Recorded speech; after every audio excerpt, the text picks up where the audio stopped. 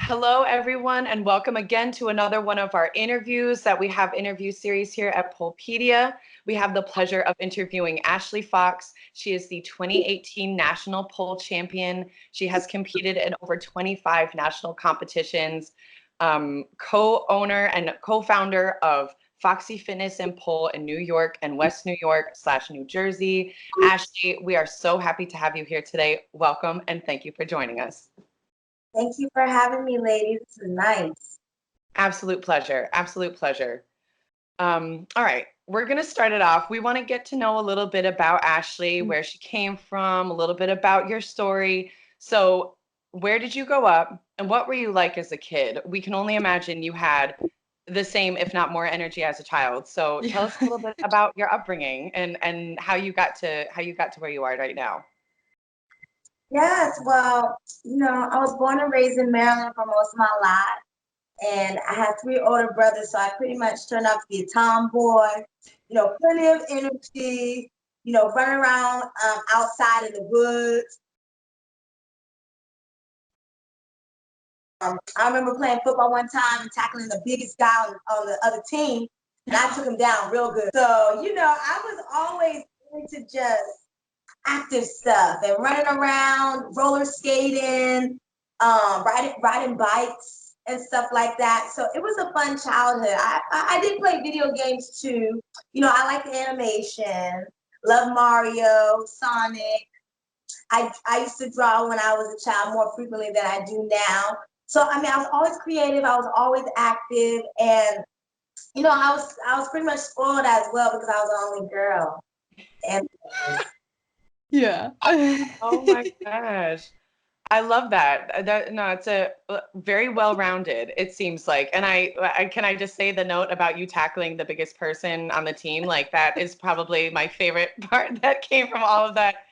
not like it was yesterday. Oh, it was so good. I was like, yes, we got that point. I know he wasn't expecting that from me.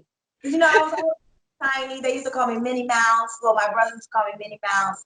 I was, a little more tiny and stuff. But, I had a great childhood, and I wasn't into the looks or nothing like that. I didn't wasn't into fashion or girly stuff at the beginnings. Mm. But at the beginning. But I did have, friends, and I was very social, and I love to dance, but it wasn't like I knew I would be polar at that time. Mm. Yeah, I think I think that's definitely early on to tell, but those are like creativity and activity are both fantastic energies to funnel into pole. True. I feel like in a way your whole conquering and being the like a badass as a kid is sort of maybe like it was definitely a seed planted where like you took this guy down and you're like, I got to do more of this. I got to do more, badassery where I'm just throwing my body around and look at you now. It was I think that I think that is what is like a real tell of sort of, how I like that story. I really do. That's great. I really like it. So, Destiny, continue on. So what did you do before pole? Like now you've kind of made it a career almost. What was before pole? Well, my first job, I was a waitress, which is great. I love that. I love, meeting people and, being in the restaurant industry. But I ended up after high school going to community college, so I really didn't know what I wanted to do. But a few years later, that brought me to FIT, Fashion Institute of Technology, and I ended up majoring in advertising and marketing communications as an associate. Mm. But that's how I got to New York. Now, the whole thing started in Maryland with one of my associates. We had a girl who started working there who was an exotic dancer. And, that sparked my friend's interest in pole. So she went and started taking classes. And eventually she invited me. So I was like, yeah, I'm fit, I'm good. I'm going to go ahead and take a level 1, 2 class. Like, girl, I don't know what I was thinking. I started to take that level 1, 2 class. It was like I was a mess. Let's be honest. I don't know what I was doing. But the challenge of it was what made me be like, oh, snap, like this is kind of cool though, you know? It was definitely more exotic style with the heels and stuff like that. Foxy Fitness, out of Run Mills, in Maryland. And it was near my house at the time. So I started going here and there at that time. But it was only here and there, you know, it wasn't really a major thing. Mm. So once I got the FIT, I still had to be physical. I feel like I always have this need to be physical. Mm-hmm. Going in the cheerleading team, which was like, okay, I mean, we was basically the first cheerleading team at that school. And I was there for 2 years. I don't know if it's still there now, but yeah, during that time, I ended up seeing one of the YouTubes of Janine Butterfly and some other people on a competition reel. And I was like, oh, snap. This is like way crazier than I even imagined. So that really motivated me to be like, oh, you know, I really want to keep with this pole stuff every time I go back to Maryland and keep it up. Yeah. Before I made it a career, it was a hobby. And it was kind of like just a thing that kind of happened. I didn't plan on it. You know, I just took an invitation and it kind of developed from there. Wow. Yeah. And that's the best way for it to happen, because then you really get to love it though. Yes. I think it took everyone a little bit of time to realize too how you can integrate it into your life and how you can make it much more than just a hobby. Taking the courses, it's fun, and you think, oh, this is something I enjoy, and it definitely complements, you know, your interest in being, you know, super fit and athletic and acrobatic as well, which is, you know, sort of the gymnastics in you. But I like the evolution of it with you, how it didn't even, you weren't even the initial one who reached into pole dancing. It just kind of opened itself up to you. And then you saw, that's how the inspiration comes too, when you see people. And I mean, that's what happened, you know, even going to your studios. It's like, damn, you can do this as a competition and more than just what we understood it as originally. You know what I mean? Where you can do exotic and this and that. But I love the evolution and how it kind of, it came into your life. I think it came into your life. It was like forcing itself to be part of Ashley's life, you know? Yeah. Very nice. So, all right. So we did a little bit of you did some gymnastics, and then you started going back and taking classes every time you were in Baltimore, when you were in Maryland and everything. And then when did you start taking, you know, you left, obviously you started living full time in New York. Is that after you graduated FIT?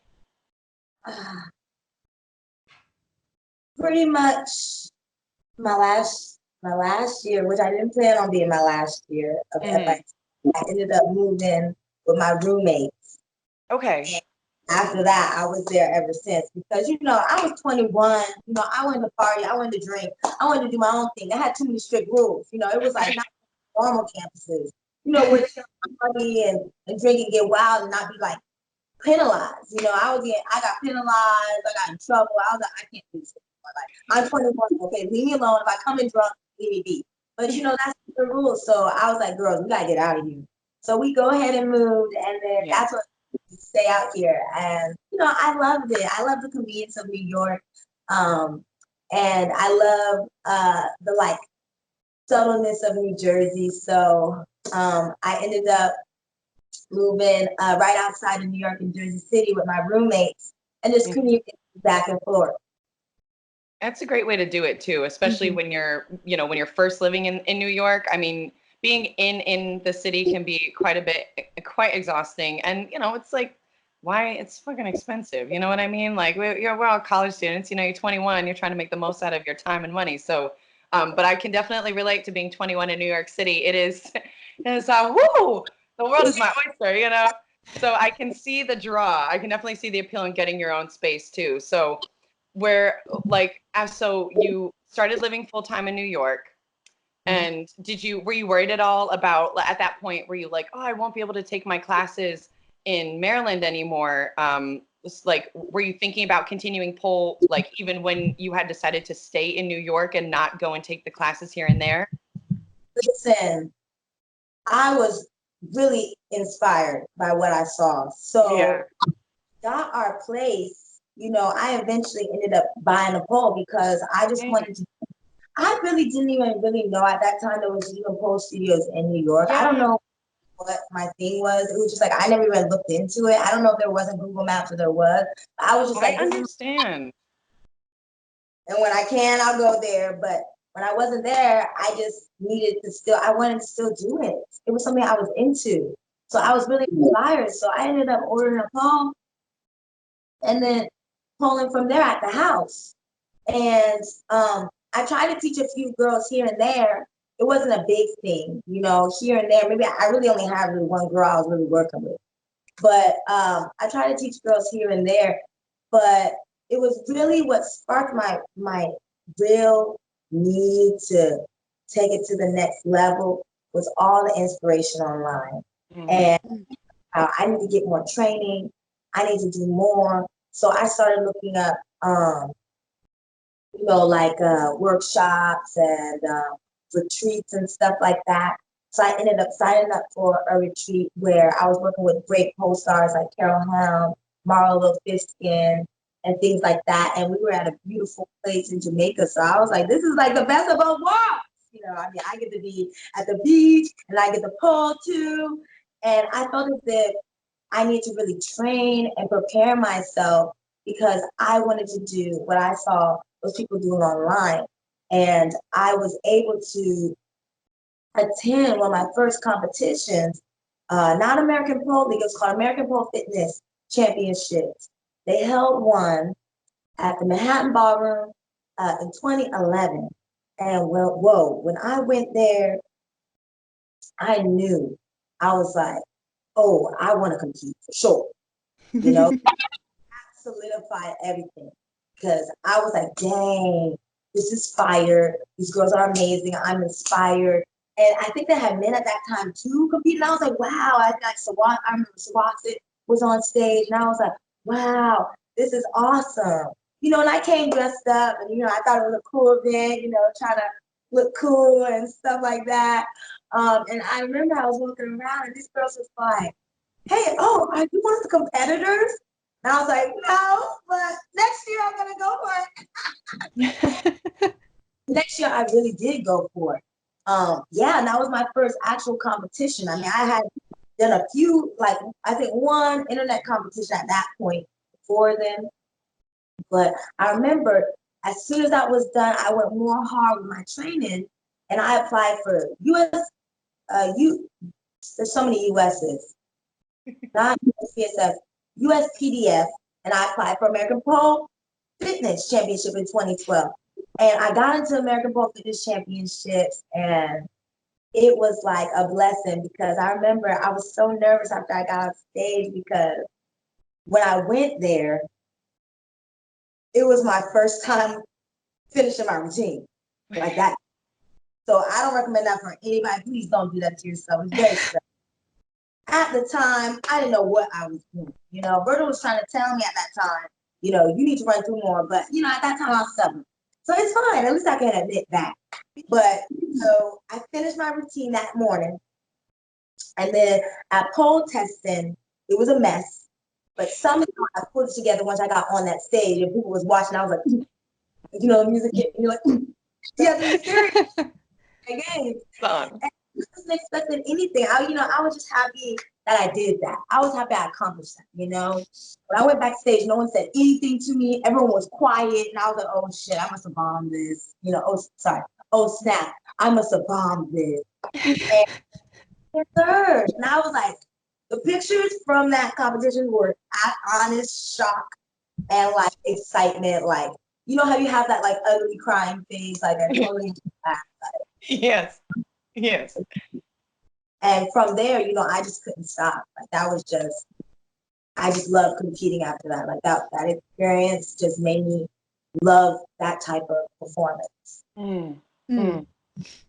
Once you found what it was like, you couldn't let it go. Yeah, very addicted. And even now I find that when I perform versus when I compete, like the product I get from when I compete is always so much better. It's just like, I don't know, but I mean, the pressure is the pressure. It is uncomfortable to a certain extent. But, they say pressure makes diamonds. So it's like I take that and I push myself a lot harder than say if I would do a performance. And people are always like, oh, you proving yourself. Like, oh, why don't you just stop competing? Like, you don't need to go. I'm like, girl, like, who even quits? Like, ice skaters don't quit. Like, I don't know, football teams don't quit. They're not like, oh, I won a championship, I won the Super Bowl. Now let me stop. Like normal sports don't do that. Gymnasts don't do that. And I feel like I push myself more like that. So I don't like stopping. It's fun. You learn something every time. You learn Yeah. something every time, whether it's about yourself or about, the dance and the industry. I mean, you never stop growing. And I really respect that and I appreciate that, because this is what, I mean, aside life lessons as well. This is how we grow. This is how we evolve, and this is how, you've brought yourself to this level that you're at. Now, in terms of what you learned from that experience, what types of changes did you make the next time that you competed? Because you were saying that, Virgil had an idea of what you needed to do. He's telling you to get a little bit more time in. I mean, apparently you did quite well, placing third. That's super impressive, even having just finished it when you did. But what did you learn from that experience in terms of preparation? Well, It's a lot. I can say I learned something that first time, but you know what I say, and I tell my girls this all the time. Sometimes you go in there your first time and you win, and it's a great experience. But sometimes that's a curse, because then you have this like, oh, I got this. Because I didn't know like Pink Puma was like a major pole star. I didn't know Phoenix Casual was a major pole star. I didn't know who Nadia Sharif was. I didn't know who Samantha Star was. I didn't know any of these people at that time. Pretty much I knew like Amy Gu Young and one more girl, Janine Butterfly, and a few other people more in the exotic styles. I didn't know everyone. So I thought I was like, had it set. So I literally had to do like a whole another competition, still not listen to Virgil, bomb it, and then be like, okay. Like, I don't need to prepare last minute. I don't need to prepare 4 days before or a week before or 2 weeks before. I need to give myself some real time to prepare. I need to do my run throughs. I need to make sure it's clean. I need to put forth effort and consistency, and I had to learn that pole is very physically demanding. Just because you have something in your head, it doesn't mean tomorrow you're going to wake up and do that. So true. Yeah. So I had to accept, because he's in the fitness. He was always in the sports, always in the football, so he understands the reps and the training. I was in the gymnastics and cheerleading, but even then, I was always like playing games. I didn't even take it that serious. It was like, okay, boom, boom, boom, whatever. Even though we didn't win nothing, there was all that team, that camaraderie, and I was fine with that. So, with pole, even if you do have a team, especially if you're not doing doubles, it's all on you. So whether you win or lose, that's your problem. People might try to not tell you, but still, you're the one who got to live with whatever you put out there. Absolutely. So, except, I need more guidance and I need to listen, because my second competition, I got like 7th place or something. It was a mess. I mean, I still had crazy moves, but it was embarrassing. No doubt. Character, oh God, you could find it somewhere, but it was very much like something that makes me cringe and want to scratch my eyes out. But if I would have gave myself more time and had more critiques and focused on my performance and the character and studying my videos and letting other people give me advice, I would have had a better result. So moving forward, I started, really giving myself a good amount of time, like months and months, because I realized that running through is very physically demanding. Even people who I know do marathons and Spartan races, When they try to do pole, it's like, oh, wait a second, this is some other thing. You Yeah. know, you don't understand, because when you see someone do it and it looks easy, you don't understand how much work and pain and challenge they went through. Just to make it look like that. Yes. Yeah. Absolutely. It is very important. And in the diet, I kind of came about that on my own, because I realized the difference from, when I was eating fried foods, my muscle recovery for when I wasn't, or sweet, my muscle recovery for when I wasn't. And I also accepted, like, girl, you're gonna have to eat more, especially me being vegan. You're gonna have to eat more because you burn so many calories, and you have to. So I worked on giving myself time, having people see my routines and critique me, and also just not being negative. Because my second competition, I was very negative, and it did not help me at all. At all. It just crying. It's normal to cry. Like, we all gotta have a breakdown. It was just like too much. It was too much of me just being sad and being too hard on myself, and forgetting, like, enjoy the journey. Like, you're doing this because you love it, not because you hate it. So all those things combined really help, because you do need support. Nobody does anything on their own, really, really on their own. Like, of course, you do a lot of things on your own, but the help, the support is tremendous. It takes Absolutely. a tribe. Absolutely. Absolutely. It's so true. And we all want to think and that we can do things on our own, but we need the support of others. We need the feedback. We need people to tell us when we're not doing something right, or if we're not, that challenge. It's that challenge, somebody just to be there and be like, listen, I love you, but you got to fix that. You gotta be better at that. You gotta recognize that this isn't working for you, whether it is your diet or just what you're doing in a routine. That feedback is unparalleled, and support as well. Definitely. And I feel you about the diet, because when I was training, I was hungry at like every 30 minutes. I just wanted to cry after like a week of that. And my wallet did too. 100%. But you live and you learn. And I appreciate all those experiences I had. I appreciate all those challenges I had. And I look forward to the new ones, because, like we said before, that is what helps you grow. That it just shapes you as a person. So even if you do competition just for fun, and you don't really look for anything of it, it still gives you that experience to know, okay, if I put my mind to something like a routine or a storyline, and I complete that, that means outside of pole, I can put my mind to something and complete. Mm, I love that. I love absolutely. that. Life lessons, again, snaps. It's also relative.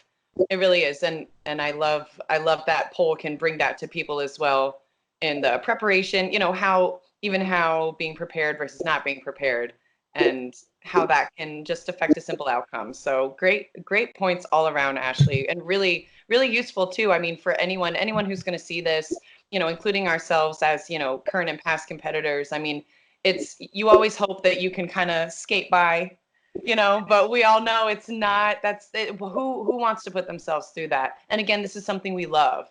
Why cut ourselves short for that? We love to do it. Why not do it as best as we can? So great sentiments all around. But in terms of, so I wanted to, Des, if you want to ask about this, I was going to do the catalyst on what sort Yeah, of go prompted for her it. to Go for it. get into it. You want, okay. So you were competing, and it was like good. It was good, and the bad and the ugly. So it was a little bit of a mixed bag for you when you first started competing. But when did you, when did you start Foxy Fitness? Okay, so I started Foxy Fitness. Was it before you competed?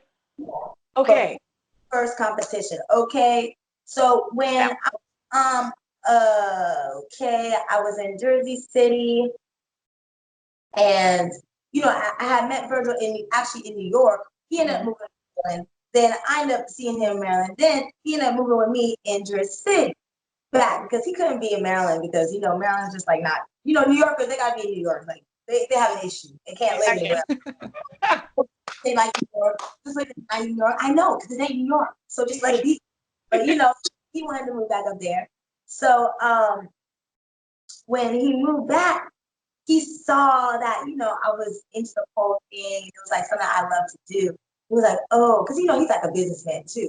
Like, oh, you should teach. And I was like, no, I don't really want to teach like that. I'm trying to like go to this competition and see stuff. He was like, yeah, okay. And then we went to the competition and he was like, oh, you should teach. And I was like, oh my God, maybe. So then I went ahead and took a certification. I took a few more classes, a few more retreats, and we opened our studio the year, well, it was December 2011, but might as well call it 2012. And that year is the year I did my first competition. So Wow. it was a bit stressful because we had to literally invest everything into that studio, which means like we had to live there. We could only afford one rent. Like I had to work 7 days a week. He had to work 7 days a week. Like we had to invest everything into that. So it was a challenge doing all of that, running the studio and competing. Because, even just starting to teach, you start to realize that I'm not even training myself. Like I'm stagnant, Yeah. Mm. So, I had to really adjust and adapt because you give so much when you teach.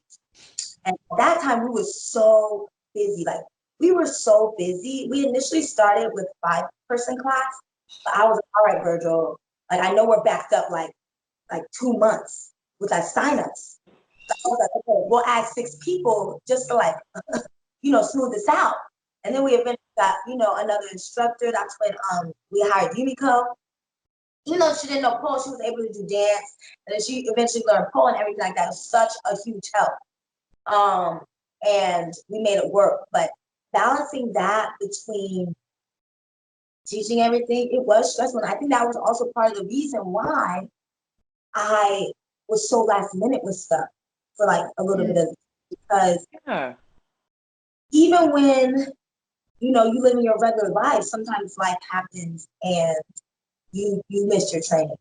So it's like life was happening and I had my girls, my babies, and giving all that creative energy out for them, it was hard. So thankfully, Yumiko had that dance background, so she at least could help me with that. Yeah. Yeah. But, it was a challenge to realize you have to make time. Something's always going to happen. Something's always going to get in the way. You have to make that decision to do what you need to do. Some people have children and have to deal with it. Some people have school and have to deal with it. So everyone has something. So I had to realize I had to make time and things like that. So we had the studio running and it was actually had recently started doing well around when I was doing this competition and stuff. So it was a blessing and everything was kind of flowing and manifesting even better than my vision. But having the studio running was a blessing because I feel like, you have more than one pole and you could practice like on the stage. I don't really think I could have done that at my house. At the same time, it did make it a lot more challenging. Mm-hmm. Mm-hmm. Absolutely. I can absolutely see how trying to find time for yourself between opening a business and then constantly being involved in that business. Yeah. I'm impressed that you were able to do what you did while opening the studio. I mean, that's a pretty, and I'm not sure how many people know this about your story where you kind of you forced yourself to make time because you knew that it was needed. But at the same time, you're like, oh my God, I have to accommodate. I have to move around. This is an entire new lifestyle for you.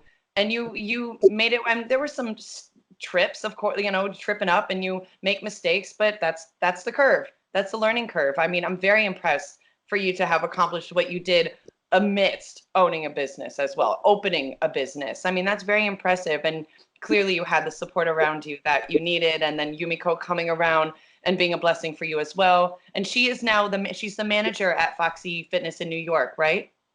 Yeah. The New York location. At Foxy Fitness, she holds it down. She loves telling people what to do. She's me, I'm more creative, and I think Virgil's the best business partner that you could ever have in regards to, he knows his business stuff and his networking stuff. So all of us together, and then we got Rebecca, who's an amazing instructor, Hannah, who's an amazing instructor, and Shawanda and Melissa, like all of us have something that we contribute to make it work, you know? And it started small, you know, first just me and Virgil, then me, Virgil, and Yumiko, and then just keep expanding and expanding. But, you know, I just think staying positive and never giving up is definitely essential, because you're going to go through challenges, even having a business, let alone competing, you know? And for the whole, probably even harder. But even in restaurants and everything, like, you better be extremely excited. You may make it past the first year, let alone 5 years, you know? Yeah, definitely. So impressed. I'm just so impressed. Yeah, it's really, really cool. And achieving that work-life balance is probably one of the hardest struggles you'll come across as a business owner. Like even down the line, like it's so tough. It is a challenge, you know. But I guess as the years go on, you figure out how to balance it. You know, I'm at this point now where I was just looking at it, you know, because people keep asking me like, okay, how long you been polling? Like, that's like the number one question. You know, I try to forget because I'm trying to live in La La Land, but you know, it'd be like, oh wow. I've been hard body polling probably since I opened the studio. You know, that's when I was a hard body polling. I was living there, and we was, you know, having classes every day and on and on. So I was like so many pole parties. Oh God, I don't even like pole parties anymore. No offense, not because I don't like pole parties, but we had so many pole parties in the beginning. It was so tiring to teach classes and then at night do pole parties. It was like on all the screaming and oh my God, it's like at this point I can't do it. And I you was have like, to be high energy for them. so much energy. So, you know, Yeah. I had to do it. But, no, I rather where people's calm, chilling. You know, I'm still high energy. So imagine if I'm doing a party, this people like, but between all that, what I have realized is that you have really a lot of time, but you can't overdose on one thing or another. It was getting to the point where I would work, and then I would just like stop, like everything would be over, and I would just not be able to do anything. And it's like now I'm like, no, you have to teach, you have to give yourself time, and you have to find time to do something else, you know. And 24 hours in a day is a lot of hours, you know. I've been calling for 8 years. It's like I could have been had Rainbow Marshenko. Like, it's embarrassing to tell people, oh yeah, I've been calling for 8 years.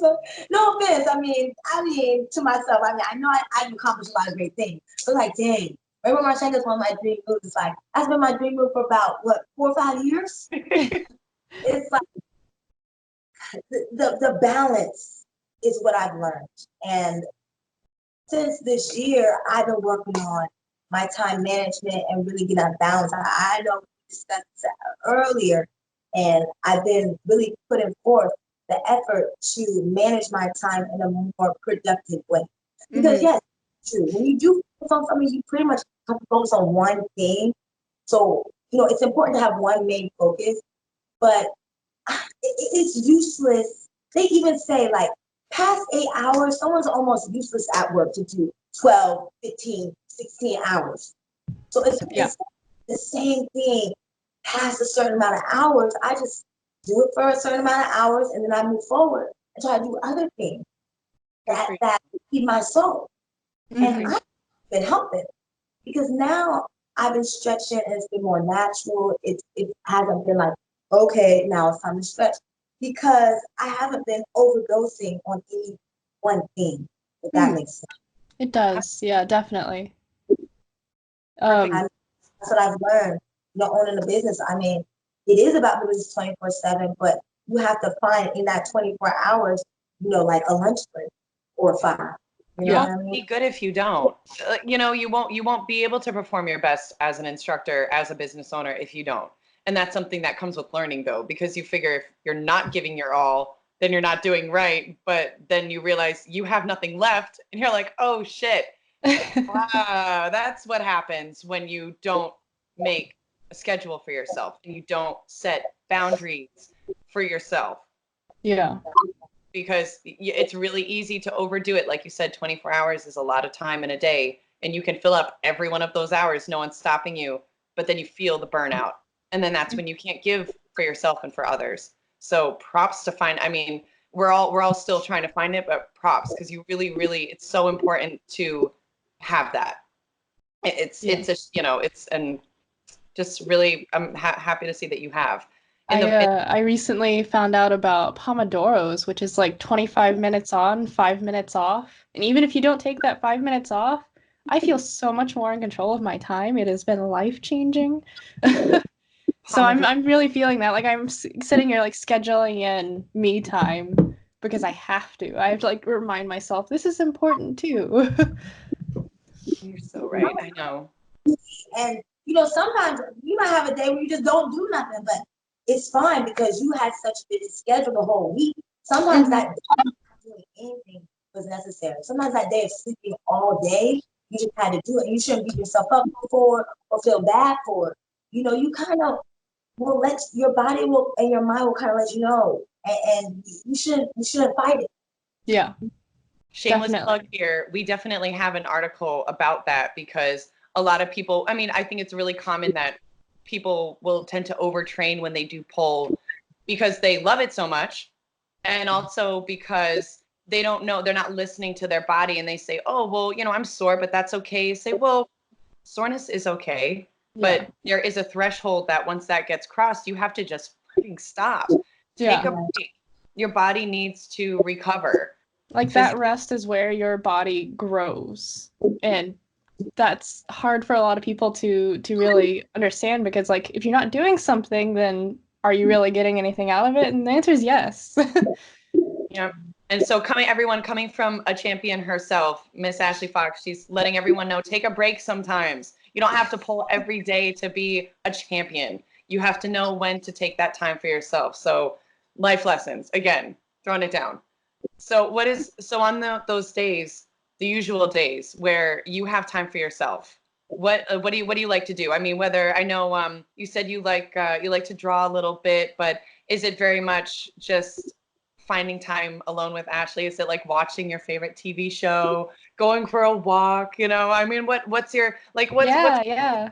the things that Ashley does when she How doesn't do you have anything relax? to do? Well, I've been starting to get in touch with, you know, things I used to do as a child. Like I've been starting to do my nails, you know. Of course, I have my few shows.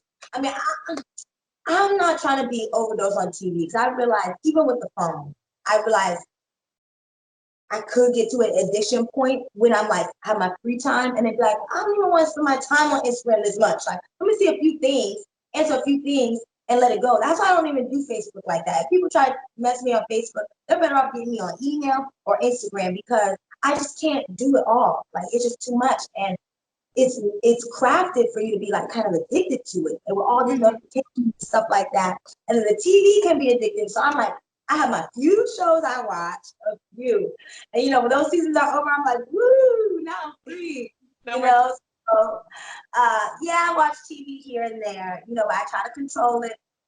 You know, I like my power, and you know, I like Love After Lockup, X on the Beach, but that's it.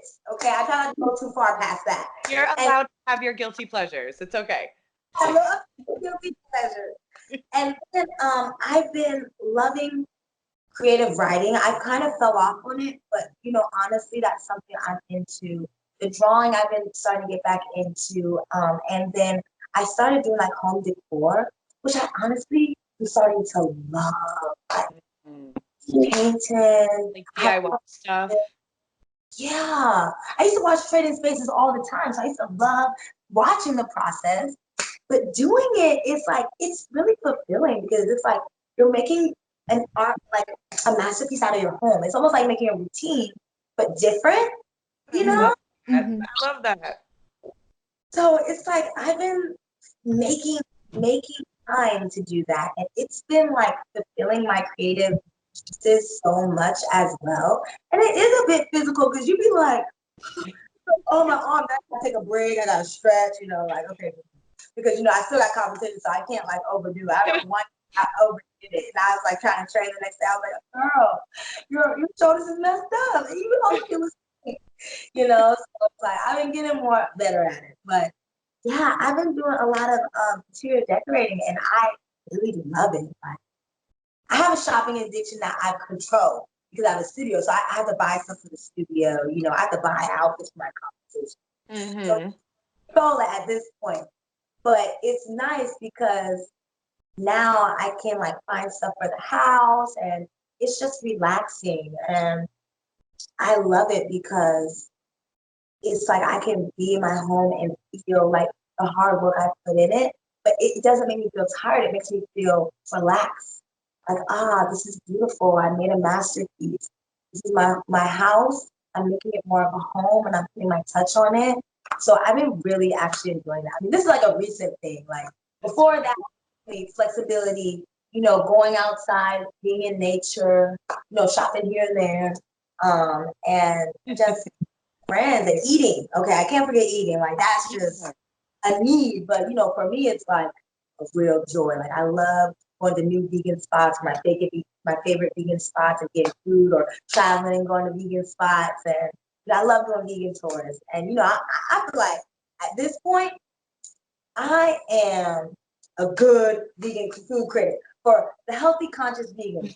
Not the ones who just do vegan because of the animals exclusively. Like I'm one of the ones who like I appreciate the animals, I respect them, that's part of it. But also for my health and my well-being, I also the reason why I personally eat vegan. So for those type of vegans, so like, I know where it's sold, I know where it's like healthy. And so like these are the things I like to do. You know, I love to eat. I love to decorate. I love to be creative in many ways. So I have a few shows here and there I like to watch. And of course, I like to spend time with my friends. And even though I am kind of an introvert and an extrovert, I need my alone time. But I am out and about. I enjoy it so much. You know, I go out to the club there, I dance. You know, I get a little tipsy, you know. So. That's fantastic. It sounds like you've really found a nice balance in your life. I mean, and having your sanctuary, that's what I like to call anywhere that is your home, whether or not it's becoming your sanctuary or not, you need to make that space unique for you because you need that and it's going to make your entire life better if you have a place that you love going back to. And I love that you've been embracing that because, and even as you said yourself, you're a bit of the introvert. You so appreciate your alone time, which you get in the beautiful space you've created for yourself. And there's pride there. And like loved the parallel between developing a routine and getting your space ready. I mean, really, I was like, damn, that's so true.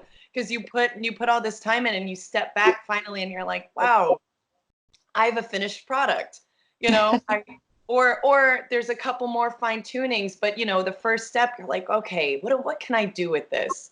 But oh, I love that. I think that's really important. And again, everybody listen up because it really is nice to get that space for yourself. So again, really just really like that. And then like I'd love for you to write reviews or something or do like video reviews, be like, what's up everybody, Ashley Fox here doing a review of my favorite vegan spot for XYZ. Like you just need to do that because everyone would watch you and everyone needs to know New York is infiltrated with too many restaurants. Make it easier for everyone. Everyone would love to watch you with your energetic self anyway. And you know, I think you should do if you ever find the time. You know, I think that'd be fun. I'd love to see you do that. You know, you're obviously care about it. You know. Yeah, I mean, honestly, I would love to do that because I wish I could find someone for me, save me some time because pressing. You know, you go somewhere you thinking it's gonna be one way, and then it ain't, or you went there 2 years ago and it was on and popping, but now it's done. I don't know if it got any chef recipe, but don't go back. You know. Yeah. These are the things people need to know. So. Yeah. Oh, geez. Oh, very cool. And okay, so I have one more question. So you have some super unique and creative and one of a kind moves and transitions that are just, I mean, you know, I can't say I've seen them anywhere else. How do you come up with those? Is that something that, you know, you're freestyling and it happens and you're like, oh, wow. Because I know you like to record yourself, which I think, you know, also your thoughts on that, because I overwhelmingly, I'm like, everyone record what you do. Always, like, if you can, try to do it for reference, for whatever. So how do you find these crazy transitions that are literally jaw dropping and like, you know, I mean, between just like this, the scariness and the what's the word? I mean, extreme type of movements that you do. I mean, like, how do you find out that you can do that? Is it like trial and error? But I could go on. But so what's your process for that? Well, you know what? Recording yourself is essential. And I'm gonna tell you why. Because sometimes you do something fire just in the moment of flowing. And if you didn't record yourself, you literally would not be able to recreate that. Because it was in the moment, and in that moment, you're not thinking, oh, put your arm here, put this here. Well, it just flows in. Like, this happened to me, and I did a fire move. I don't know if anyone's done it before. I don't really care. It's fire. But oh God, I mean, You felt it. I felt it, and I recorded it, and I was grateful I did, because literally, if it wasn't for that, I would not have been able to find it again. Mm-hmm. Also, when you're competing or even when you're performing, sometimes you have to step back. You can't step back when you're in it. You can only step back when you're out of it, you know, because you might be tired, you might be in your head, you might be judging yourself. But, you know, once you're in a different state of mind and you can see something, you can really perfect it a lot better. You know, it is important to feel. It is important to be in the moment and not care. But you can do that while it's recording so that when the time is done, you can even make it even better. So I love recording because I do flow into stuff sometimes. And if I didn't record, I might not even know how to do that again. Maybe I would. Sometimes if I play the same music, I can make it happen again. Because I'm like, okay, let me just play the music again. Even when I record, sometimes I have to do that. I'm like, okay, play the song again, maybe it'll work. And it do. So I realize that might help too, but really, it's just something that just might happen. And just because you're in the moment means that it might not necessarily happen again unless you can see how you did it. So that's one important thing about recording. Another important thing about recording is that's something that you can look back on in the future and see how much you've improved, see how much you've grown. Because even in a competition training run where I'm starting from the beginning to the end, sometimes in the middle, you get so pissed off about the challenges you're experiencing. You have to go back and be like, oh, okay, I'm doing good. This is improving. Like, let me stop tripping. You know what I mean? That's a good point. It really is important to record. And in regards to finding new moves, sometimes I see people doing something in yoga online, and I'm like, ooh, that might be fire on the pole. Or sometimes, you know, it's an inspiration from someone else who did something fire, and I'm like, oh, that's fire. But what if I added this to it? And then sometimes it's literally just like, oh, what if I did that? And then I and literally, it's like the sky is the limit in regards to how I come up with things. Sometimes it's new, sometimes it's inspiration, sometimes it's internal, sometimes it's external, and that's the beauty in it. It's not something I necessarily plan on doing or force myself to do, but pole is this thing that you can play with and you can explore, and there aren't any limits to it. So that's why I love it so much. And I was training for OG Pole Fitness, which I just did when I was in Vegas. I got third place, which I'm happy for. Congratulations. Yes. Yeah. But this transition, I was trying to go into Foxy, which is one of the moves I've created. But girls, this move is so hard. Like I have to stick with it, because if I don't do it, it's like, oh, it's like learning it all over again. Damn. Hard for me. So Wow. I don't even know where I be coming up with this stuff. But when I want to do something, I do it. So I kept coming up with it, and I kept doing it, kept doing it, kept doing it. And for some reason, when I was training that day, I could not wear anything. Like I wore a thong, but I couldn't wear anything. It's like anytime I put my sports bra, it was just like, no. Like I had to take my sports bra off. You know, I was still important and everything. But I flowed into this move, and I was like, yo, this move is so fire. I was like, oh man, I wish I could post it. But, you know, I didn't have a top on, so I was like, no, I can't post this. So, but hopefully I can. So I ended up not being able to do this combo in the competition because I wasn't really sure. Like the success rate wasn't consistent. So I didn't even want to risk that. You know, I always opt for clean over like falling out of something in front of everybody in a competition.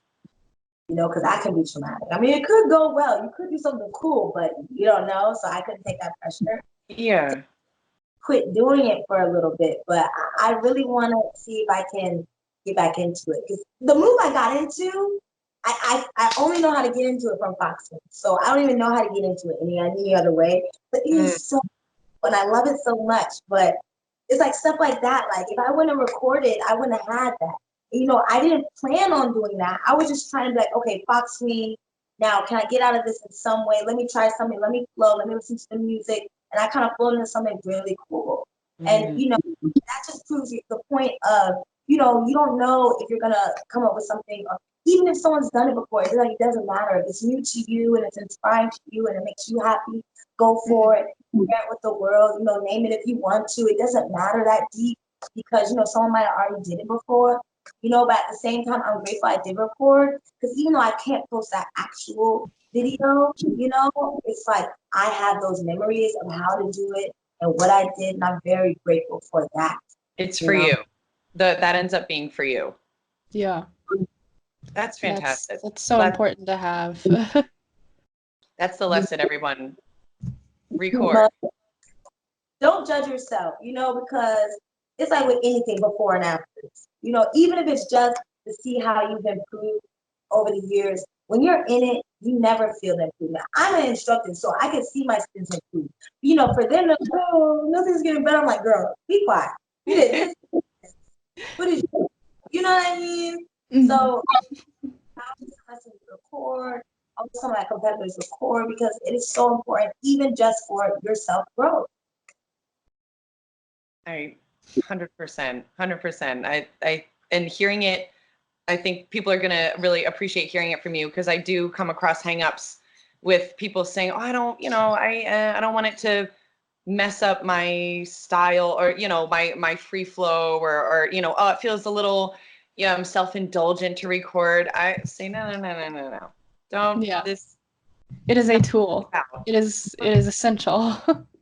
It's not what it's about. If you want to evolve and develop, you're gonna have to. You're gonna see it all. You want to see it all. You want to see the things that you did not do nicely, and then allowing yourself to just do something different sometimes, and not being worried about how it's gonna turn out on camera. Because I always try to remember when I'm recording, I'm like, it's not for anyone but me. It's not for anyone but me, and that's what helps it. So, like on that personal note, I can definitely relate in that sort of getting over that. You know, oh God, it's recording. It's like, no, fuck it, who cares? It's recording for me. You know, do you have a camera that you use? Or I mean, because I can't imagine my phone is full as fuck. Is there's no room on there. So do you have a camera that you set up, like a handheld or something? Well, pretty much I have two phones. So I just use one of my phones for recording and one of my phones I use for the music. And I like doing it that way. And what I do is I have an external hard drive that I connect to my laptop, and I'll just throw all my stuff onto that computer. And it's a 1 terabyte. Well, now it's 10 terabyte. But before I had a 1 terabyte, and that's full. No doubt. Documentary of myself or anything. Like I can take this footage or look back at it or make a reel. You know, I don't like deleting anything. You know, because sometimes there's just amazing moments in there. You know, I only delete when I absolutely have to, but I prefer not to. You're making too much noise. It's all right. I've got my dog was scratching at the door earlier and Okay. Ew, where was I at? Oh yeah, but I got a 1 terabyte. I got it now. And it ain't that much, maybe I got it on sale, I think for $80, but I think it may be like 119 or something like that. If it's not on sale, that's fine. And it's 10 gigabytes. That's a lot of memory. That's more than megabytes. So think about, okay, it's not megabytes, it's terabytes. It's like billion to trillion. Think about it like that. It's an insane amount of storage. It's like really a lot. It's a lot. So I just throw all my stuff from my phone that I record with onto there. And that way I always have a way to record myself. Because sometimes I train alone. A lot of the times I train alone. Yes, I do get help regularly, but it's not, more than, 15, 20% of the time. Because the creating and all that stuff, and the training, like 80% of the time I have to do that with myself. If I need someone to spot me or on and on, I have to use that 20% to do so. So when I'm by myself or when I'm recording for Instagram or when I'm running through, I have that to make sure that no matter what, I'm still self-sufficient. I got my little tripod, which you can get online for about $10, $12. And I mean, yeah, the fancy smancy camera, that's probably better, but it's almost like I kind of work with what I got. I would love need it. a quality camera, but it's like it's gonna cost me the same amount as a phone. Yeah. So it's like I already have a phone that I paid for. And the quality is just as good a lot of the time too on the phone. They've been making the quality of those videos like amazing. So it's like who even needs it? So I was curious. Yeah. Well, it's good. It's good to know. I'm taking a note on that. I'm like, because I have a struggle too because I want to play my music, but I also but it's on my phone, so I can't record when you have your own mute. So noted. Gonna take that with me too. Oh, girl, this is really nice. I mean, really good. I mean, so helpful for everyone in the community. I'm learning stuff. Everyone else is learning stuff. But Des, do you have any other questions or anything? Any last thing? I don't think so. I would actually say, Ashley, is there any last notes you'd like to add? Of course. I love to speak and talk. All I want to say is, if you are in the pole community or if you're considering it, we have to remember that the pole community is such a welcoming and inclusive space, at least from my experience. I mean, every studio is not the same and every studio culture isn't the same, but there are studios out there and there are smaller pole communities out there in this big community that are very inclusive and very supportive. So if you are interested in learning pole or you feeling discouraged because you're at a place where you feel as if you don't get support when you pole, just know there's other communities out there that will be supportive. And if you are interested in learning pole, just know that we are super supportive and it is an individual journey. This is not a sport where you should be comparing yourself to others or forcing yourself to be in a certain box or at a certain way. I do like the more fitness style of pole, but at the same time, I like to be sensual here and there. It's fun for me. It's not like I always have to be, athletic or contemporary. Like we have this freedom with pole where we can literally do whatever we feel. Some people like to do pole and not even do it with music. And it's just exclusively for fitness, for training their body. And that's okay too. Like you don't have to always pole dance. You can just pole fitness. Or you don't always have to pole sport. You can just pole exotic, and that's the most beautiful thing about pole. It literally is a great how can I say this? Outlet. Is a outlet for anyone to improve, not just physically, also mentally and spiritually, because pushing yourself to the next level, that gives you just that more self-confidence, that more self-belief and self-assurance. Recording yourself even when you're at your worst, it helps you love yourself even when you're going through things and you're at your worst. I'm like to cry over here. It's beautiful. No, that's beautiful. It helps you accept yourself on all levels. Things aren't always going to be shiny and happy. And even though sometimes things get hard, you will get through it. You're living, you're breathing, and that's a normal part of life.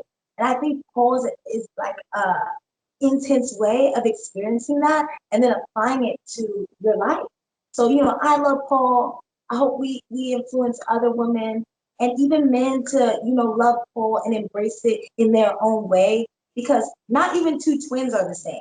So for people to expect two people who are from different backgrounds and from different upbringings to be the same is absolutely ridiculous. But at the same time, pole dancing and the pole community has shown that just because we're different, we can still come together, respect each other, enjoy each other, and love each other. You know what I mean? Absolutely. Yes. It's been one of the most impactful things from pole is that I don't think there's any community that can welcome every single type of person. And and like you said, coming in, if you have any preconceived notions about pole, just you need to educate yourself and let us help you do that. Ask people who pole dance, what they like about it and what it means to them, because you're going to get a lot of different answers, but you're going to get overwhelmingly, I love the support from my community. I love the inclusivity of my community. I love the therapy from pole. I love the outlet of pole. I mean, it's a space where you can find yourself. Beautiful. I am energized. That was such a beautiful sentiment. And, and we want to do a plug on you and your studio, guys. Ashley has 2 studios. We've got one, and you I'm all like tongue tied now, but so definitely check out her studios. We're gonna put links to her Instagram. We'll leave your Facebook out. We know you don't like that anyway. So Instagram, to the website, so you can find out more about Foxy Fitness and what their mission is. It's incredible. It was the first pole studio that I trained at as well. So I can speak personally. It was incredible. If I could, and I'm saying, Ashley, if I could have taken a studio with me, I just would have like wrapped it up and brought it with me. But it really, I mean, definitely, if you're ever in the city, definitely check it out. Definitely check it out. And you will be well taken care of. So we'll leave all of that in there as well. And Ashley, thank you so much. This was wonderful. Thank you. I have a blast. I love you, ladies. Thank you so much for having me. And thank you for seeing you ladies again. So we had some issues with the framing last time, so we had the pleasure of meeting with Ashley again, which was no complaints on this end. It was a wonderful conversation. I mean, we really try to have we know what we want to talk to you about, but when things happen organically the way that they do, it just makes it so much more beautiful and a little bit of insight into what we are as a community. So get ready. This is just the beginning. We're making strides all around. So Ashley, thank you for all that you've done for the community and for us today, and what you will continue to do in the future. We will always be keeping an eye out for you. Thank you so much, ladies. So much love to you, girl. You. Have a wonderful day. You too.